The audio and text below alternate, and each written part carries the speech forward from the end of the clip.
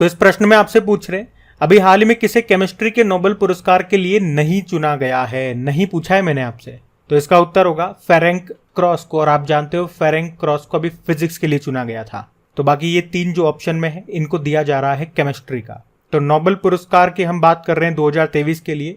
अभी हमने फिजिक्स का पढ़ लिया, उससे पहले मेडिसिन का पढ़ लिया, आज केमिस्ट्री का पढ़ रहे हैं।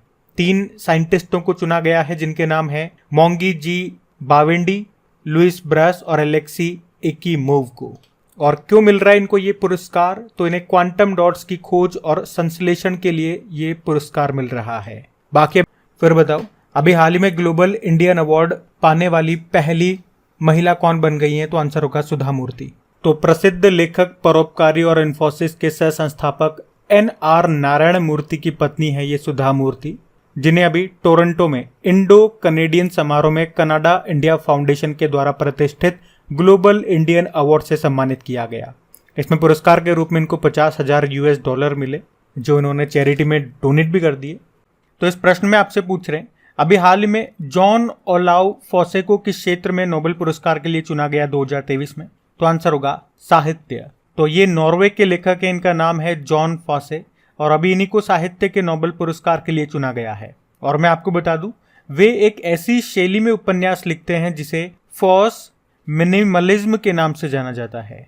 और अभी उन्हें उनके नाटकों और गद्य के लिए साहित्य में 2023 के नोबेल पुरस्कार के लिए चुना गया है। इनका जो पहला उपन्यास था वो भी मैं आपको बता दूं, वो 1983 में आया था। उसका नाम है राउड स्वार्ड। चलो फिर बताओ, हाल ही में किसे Tata literature life time achievement award से सम्मानित किया गया? तो आंसर होगा CS लक्ष्मी को। तो तमिलनाडु के कोयम्बटूर में CS लक्ष्मी के रूप में जन्मी तमिल लेखिका, जिन्हें अंबाई भी कहा जाता है, इनको भी प्रतिष्ठित Tata literature life time achievement award से भी सम्मानित किया गया। ये जो पुरस्कार है ये भारतीय लेखन और साहित्य की दुनिया में निरंतर और उत्कृष्ट योगदान के लिए दिया जाता है। और इन्हें 2021 में साहित्य अकादमी पुरस्कार भी मिल चुका है, ये भी मैं आपको बता दूं। तो नाम याद रखना CS लक्ष्मी का। बाकी ये जो डॉक्टर नित्या अब्राहिम है, यंग यूरोलॉजिस्ट पुरस्कार मिला था। बॉम्बे जयश्री, ये कर्नाटक की गायक हैं, संगीत कलानिधि पुरस्कार मिला था। और हरि बालकृष्णन 2023 का मार्कोनी पुरस्कार इनको मिला था। तो इस प्रश्न में आपसे पूछ रहे हैं हाल ही में 2023 के लिए किसे शांति के नोबेल पुरस्कार से सम्मानित किया गया? तो आंसर होगा नरगिस मोहम्मदी को। तो नरगिस मोहम्मदी, इनको ईरान में महिलाओं के उत्पीड़न के खिलाफ लड़ाई लड़ने और सभी के लिए मानव अधिकारों और स्वतंत्रता को बढ़ावा देने में उनकी लड़ाई के लिए इन्हें 2023 के नोबेल शांति पुरस्कार देने के लिए चुना गया है। कहाँ की है ये? ईरान की महिला है। और वे Defender of Human Rights Centre के वाइस प्रेसिडेंट भी हैं। मतलब उन्होंने इस्लामिक देश जो ईरान है उसमें मौतों की सजा को खत्म करने और कैदियों के हक के लिए भी लड़ाई लड़ी है। वैसे वर्तमान में अगर बात करोगे तो अभी ये जेल में बंद है वहां पे। लेकिन याद रखना 2023 का नोबेल शांति पुरस्कार किसे मिल रहा है? नरगिस मोहम्मदी को। अच्छा, यहाँ पे एक प्रश्न ये भी बनता है, क्या भारत में किसी व्यक्ति को शांति का नोबेल पुरस्कार मिला है क्या? चलो फिर बताओ, अभी हाल ही में किसे स्पिनोजा पुरस्कार 2023 से सम्मानित किया गया? तो आंसर होगा डॉक्टर जोइता गुप्ता को। तो एम्स्टर्डम यूनिवर्सिटी में पर्यावरण व विकास की प्रोफेसर है ये डॉक्टर जोइता गुप्ता, जिनको जलवायु परिवर्तन पर उनके काम के लिए प्रतिष्ठित स्पिनोजा पुरस्कार 2023 से सम्मानित किया गया। इस पुरस्कार को नीदरलैंड में डच नोबेल पुरस्कार के रूप में भी जाना जाता है। अच्छा, वैसे डॉक्टर जोइता गुप्ता के अलावा ये पुरस्कार प्रोफेसर टॉबी कियर्स को भी मिला है, और वे ये पुरस्कार पाने वाले सबसे कम उम्र के प्राप्तकर्ता बन गए हैं। पर मैंने आपको डॉक्टर जोइता गुप्ता का ही नाम बताया है ऑप्शन में, क्योंकि वो भारतीय हैं और वो हमारे लिए ज्यादा इंपॉर्टेंट है। अब देखो, इस प्रश्न से आपके किस किस तरह के प्रश्न बन सकते हैं, ये एक प्रश्न में मैं आपको करके बता रहा हूँ। इससे आपको ये पता चल जाएगा कि हमारा जो रिवीजन वाला वीडियो है वहां पे मैं आपको कैसे पढ़ाता हूँ। जैसे कि इस प्रश्न से 4 तरह के प्रश्न हम बना सकते हैं कि भारत की ओर से अभी डच नोबेल पुरस्कार किसे मिला है? तो आंसर हो गया डॉक्टर जोइता गुप्ता को। यह प्रश्न बन सकता है कि डच नोबेल पुरस्कार का दूसरा नाम क्या है? स्पिनोजा पुरस्कार। यह प्रश्न बन सकता है कि डॉक्टर जोइता गुप्ता को किस क्षेत्र में स्पिनोजा पुरस्कार मिला? तो आंसर होगा जलवायु परिवर्तन पर। और स्पिनोजा पुरस्कार ये कौन सा देश देता है? तो आंसर होगा नीदरलैंड। तो उस रिवीजन वाले वीडियो में मैं आपको एक्सप्लेन नहीं करता हूं कुछ भी, सिर्फ पॉइंट टू पॉइंट बातें बताता हूं। और कुछ कुछ प्रश्न तो ऐसे होते हैं जहां पे सिर्फ प्रश्न बताता हूं, आंसर बताता हूं और आगे बढ़ते हैं, जहां पे कुछ एक्सप्लेन करने का होता ही नहीं है।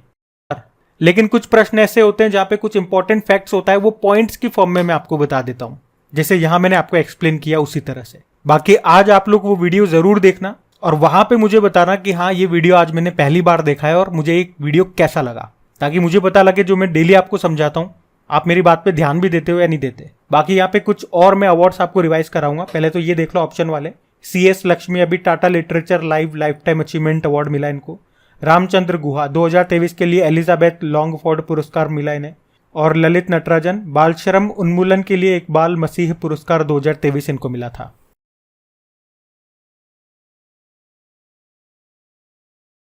फिर बताइए, अभी 19वें एशियाई खेलों में ज्योति सुरेखा वेन्नम और ओजस प्रवीण दवताले ने स्वर्ण पदक जीता। इनका संबंध किस खेल से है? तो आंसर होगा तीरंदाजी से। एशियन गेम्स चल रहे हैं तो अभी ज्योति सुरेखा वेन्नम और ओजस प्रवीण देवताले ने तीरंदाजी में कंपाउंड मिश्रित टीम इवेंट में गोल्ड जीता है और इस तरह से ये हमारा 16वां गोल्ड है। अभी तक हम 15 गोल्ड जीत चुके हैं। चलिए फिर बताइए, अभी हाल ही में किसने राइडर कप 2023 को जीत लिया? तो आंसर होगा यूरोप। अच्छा, पहला प्रश्न तो ये बन सकता है आपके एग्जाम में कि राइडर कप का संबंध किससे है? तो आंसर होगा गोल्फ से। तो ये पुरुषों का गोल्फ टूर्नामेंट है और 2023 में ये हुआ, ये इसका 44वां संस्करण है। इसको किसने जीता? यूरोपीय पुरुष टीम ने जीता है। ये इसे 14वीं बार जीत चुकी है, मतलब 14वां इसका टाइटल है आप कह सकते हो। उपविजेता कौन रहा? तो अमेरिकी टीम रही। और ये भी तो प्रश्न बनेगा, खेला कहां पे गया? रोम इटली में खेला गया। और एक और प्रश्न याद रखना इससे कि 2025 वाला कहां पे होगा? तो न्यूयॉर्क अमेरिका में होगा। पहले मैं आपको राइडर कप के बारे में कुछ इंपॉर्टेंट पॉइंट्स बता देता हूं, उसके बाद अभी जो हमने जो भी कप्स और ट्रॉफीज जीती हैं वो सारी मैं आपको एक साथ रिवाइज कराने वाला हूं 2023 की। बिल्कुल ध्यान से सुनना, मजा आएगा आपको। पहले राइडर कप की बात कर रहे हैं तो हमने कहा ये गोल्फ का टूर्नामेंट है और याद रखना ये यूरोप और अमेरिका की टीमों के बीच में खेला जाता है। हर साल नहीं होता, द्विवार्षिक है, यानी कि हर 2 साल में एक बार होता है ये। और इसमें सबसे ज्यादा बार जो अमेरिका की टीम है वो विजेता रही है 27 बार। और अभी हमने देखा यूरोपियन टीम ये अभी 14 बार जीत चुकी है इसे।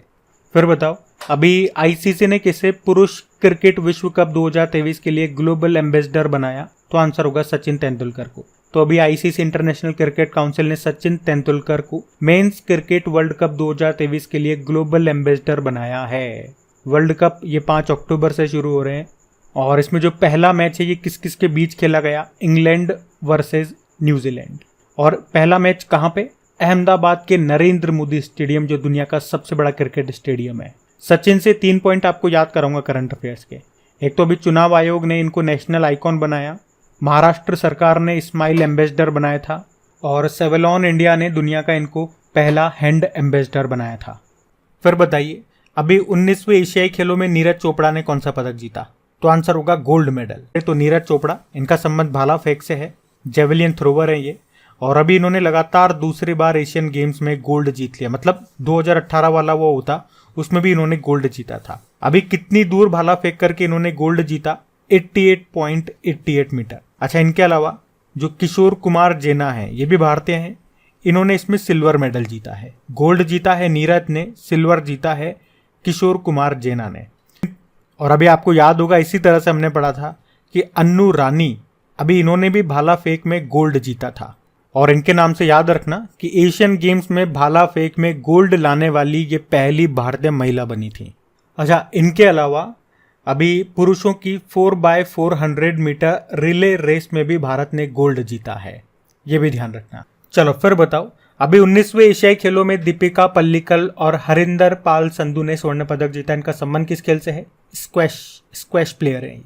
तो दीपिका पल्लिकल और हरिंदर पाल संधू ने मिक्स्ड डबल स्क्वैश टूर्नामेंट में गोल्ड जीता है। तो प्रश्न ऐसे भी आ सकता है कि बताओ दीपिका पल्लिकल का संबंध किससे है, हरिंदर पाल संधू का संबंध किससे है? तो स्क्वैश प्लेयर है ये। अच्छा, इनके अलावा भी तीरंदाजी टीम ने भी एक गोल्ड जीता है और उस टीम में 3 खिलाड़ी हैं, ज्योति सुरेखा वेन्नम, अदिति स्वामी और परनीत कौर। अभी आपको याद होगा इससे पहले भी तीरंदाजी में हमारे पास एक गोल्ड आया था। वो गोल्ड तीरंदाजी में 2 जने लेकर के आए थे, एक तो ज्योति सुरेखा वेन्नम थी और एक ओजर प्रवीण देवताले थे।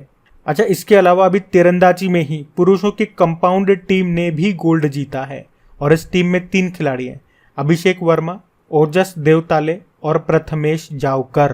तो इस तरह से तीरंदाजी में 3 गोल्ड हमारे पास आ गए।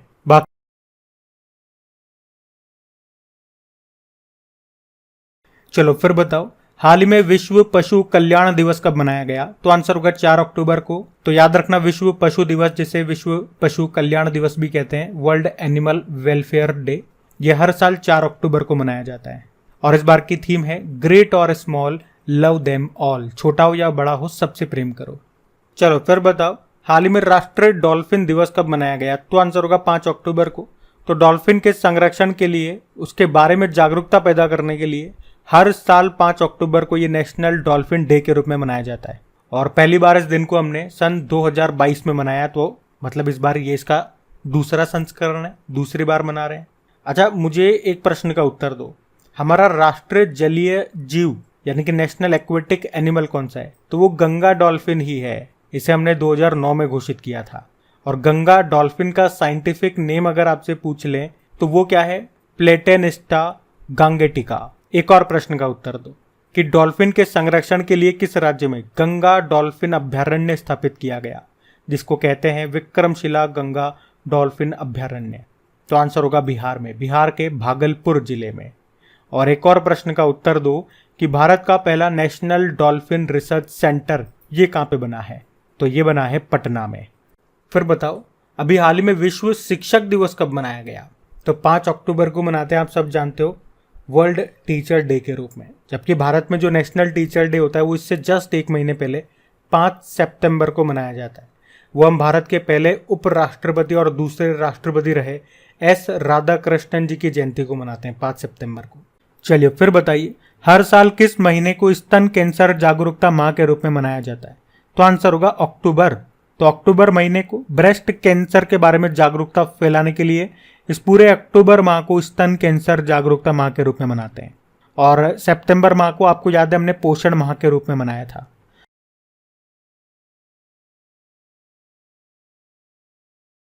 चलो फिर बताओ, अभी हाल ही में किस देश ने दक्षिण पूर्व एशिया की पहली हाई स्पीड रेल, जिसका नाम है वुहुश, इसको शुरू किया? तो आंसर होगा इंडोनेशिया। तो अभी इंडोनेशिया के जो राष्ट्रपति हैं जोको विडोडो, इन्होंने आधिकारिक तौर पर दक्षिण पूर्व एशिया के पहले हाई स्पीड रेलवे का उद्घाटन किया और इसे वुहुश हाई स्पीड रेलवे नाम दिया। और इस परियोजना को चाइना की बेल्ट एंड रोड इनिशिएटिव के द्वारा वित्त पोषित किया गया, पैसा दिया चाइना ने ये बनाने के लिए। चलो फिर बताओ कि भारत का पहला सोलर साइकिल ट्रैक ये कहाँ पे बनाया गया? तो आंसर होगा हैदराबाद में। तो भारत का पहला सोलर साइकिल ट्रैक ये हैदराबाद में खोला गया है, जो कि साउथ कोरिया में सौर पैनल से ढके साइकिल ट्रैक से प्रेरित है। मतलब किसको देख करके हमने बनाया या किससे मोटिवेटेड होकर के हमने ये काम किया? तो साउथ कोरिया आंसर होगा। और हमारे इस ट्रैक की लंबाई कितनी है? 23 किलोमीटर है। मतलब इस ट्रैक की छत पर जो सोलर पैनल्स लगी हुई है वो 16 मेगावाट की बिजली पैदा करेंगी, जिससे हजारों स्ट्रीट लाइट्स, जो सड़क की लाइटें होती है, वो रोशन होंगी, वो जलेंगी। फिर बताइए, हाल ही में प्रधानमंत्री नरेंद्र मोदी ने कहां पर दिव्यांगजनों के लिए देश के पहले high tech sports training centre का उद्घाटन किया? तो आंसर होगा ग्वालियर में। तो अभी प्रधानमंत्री नरेंद्र मोदी ने मध्य प्रदेश के ग्वालियर में दिव्यांगजनों के लिए देश के पहले उच्च तकनीक वाले खेल प्रशिक्षण केंद्र का उद्घाटन किया, जिसका नाम पूर्व प्रधानमंत्री अटल बिहारी वाजपेयी के नाम पर रखा है।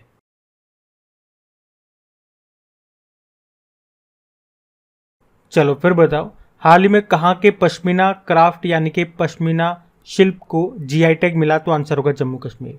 तो बसोहली पश्मीना ये जम्मू कश्मीर के कठुआ जिले की एक सदियों पुरानी पारंपरिक शिल्प है, जिसे अभी जीआई टैग मिल गया है। तो बसोहली पश्मीना अपनी असाधारण कोमलता, सुंदरता और पंख जैसे वजन यानी कि बहुत हल्के वजन के लिए प्रसिद्ध है। चलिए फिर बताइए, अभी हाल ही में किस राज्य के याक चुरपी को जीआई टैग मिला है? तो आंसर होगा अरुणाचल प्रदेश। तो अरुणाचल प्रदेश के ऊंचाई वाले इलाकों में पाले जाने वाले अरुणाचली याक के दूध से जो पनीर बनता है उसी को याक चुपरी कहते हैं, और अभी इसी को जीआई टैग मिला है। और ये जो याक चुपरी है ये अरुणाचल प्रदेश में जो आदिवासी समुदाय हैं उनका मुख्य भोजन होता है, और ये पोषण से भरपूर होता है, क्योंकि हम जो गाय के दूध का पनीर बनाते हैं ये उसकी तुलना में प्रोटीन के रेस्पेक्ट में देख लो, वसा यानी कि फेट हो गया, लैक्टोज खनिज यानी कि मिनरल्स, मतलब इसमें सब चीजें अधिक मात्रा में होती है। अच्छा, अरुणाचल प्रदेश की कैपिटल क्या होती है? ईटानगर। मुख्यमंत्री है पेमा खांडू। अच्छा, इसके अलावा 2-3 प्रोडक्ट्स और हैं जिनको अभी जीआई टैग मिला। एक तो उड़ीसा के केंद्रपाड़ा जिले की एक प्रसिद्ध मिठाई है जिसको कहते हैं रसबली, उसको जीआई टैग मिला। और जम्मू कश्मीर के उधमपुर जिले का एक फेमस मिठाई है जिसको कलहारी कहते हैं, उसको भी जीआई टैग मिला। और तमिलनाडु के पनागरू पट्टी को जीआई टैग मिला। अब ये क्या है? तो तमिलनाडु में थूथुकुडी जिले में ताड़ के रस से तैयार किया गया एक प्रकार का ये गुड़ है जिसे पनागरू पट्टी कहते हैं, इसको भी जीआई।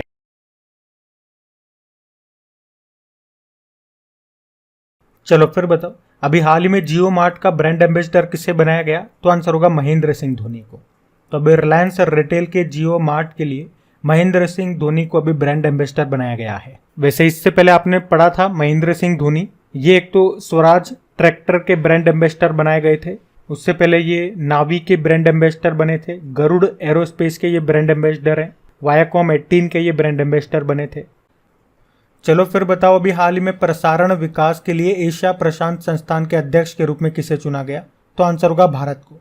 तो भारत को लगातार तीसरी बार Asia Pacific Institute for Broadcasting Development का अध्यक्ष चुना गया है। इसकी बात करें, स्थापना होती है 1977 में। ये एक विशिष्ट क्षेत्रीय अंतर सरकारी संगठन है। इसमें 44 देशों के 92 सदस्य संगठन इसमें शामिल है।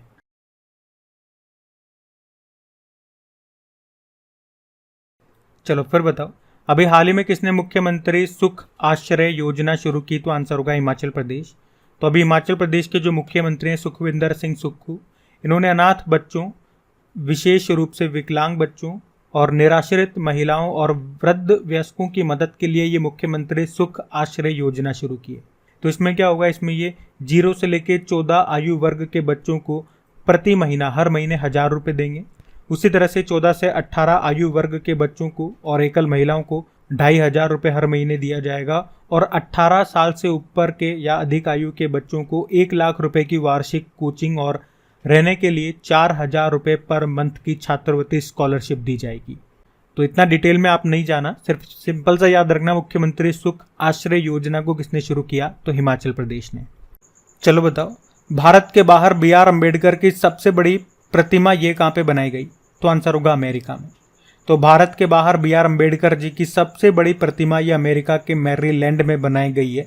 इसकी हाइट की बात करोगे तो 19 फीट है और इस प्रतिमा को नाम दिया समानता की प्रतिमा। और इसके मूर्तिकार कौन है? राम वी सुतार। चलो फिर बताओ, अभी हाल ही में किस बैंक ने mobile hand held device launch किया? तो आंसर होगा SBI ने।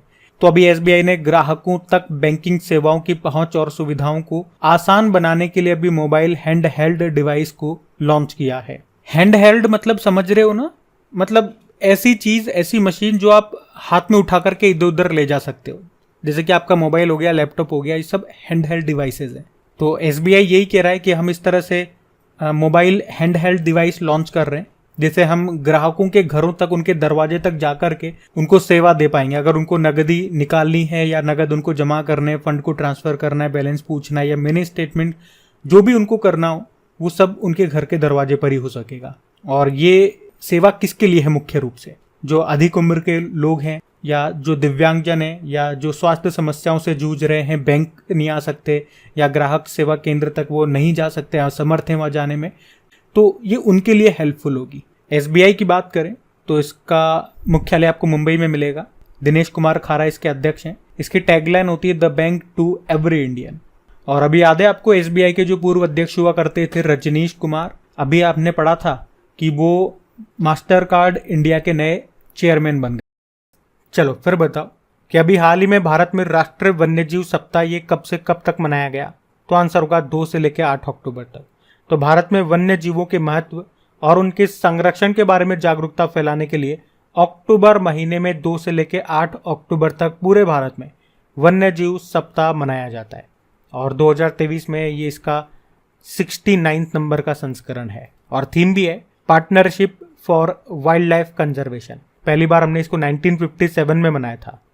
चलो फिर बताओ, अभी हाल ही में भारत सरकार ने आधिकारिक तौर पर राष्ट्रीय हल्दी बोर्ड की स्थापना की है। अब आपसे पूछ रहे कि कौन सा मंत्रालय इसका संचालन करेगा? तो आंसर होगा वाणिज्य व उद्योग मंत्रालय। अच्छा प्रश्न है ये। तो याद रखना भी भारत सरकार ने देश भर के हल्दी किसानों की लंबे समय से चली आ रही मांग को पूरा करते हुए आधिकारिक तौर पर राष्ट्रीय हल्दी बोर्ड की स्थापना कर दी है। ये बोर्ड भारत में हल्दी और हल्दी से जितने भी संबंधित प्रोडक्ट्स हैं उनके विकास और वृद्धि के लिए समर्पित होगा। आपको बता दूं, भारत ये दुनिया में हल्दी का अग्रणी उत्पादक और निर्यातक है, मतलब प्रोड्यूस करने में भी और एक्सपोर्ट करने में भी। और हल्दी के सबसे बड़े उत्पादक राज्यों की बात करेंगे तो महाराष्ट्र, तेलंगाना, कर्नाटक और तमिलनाडु है।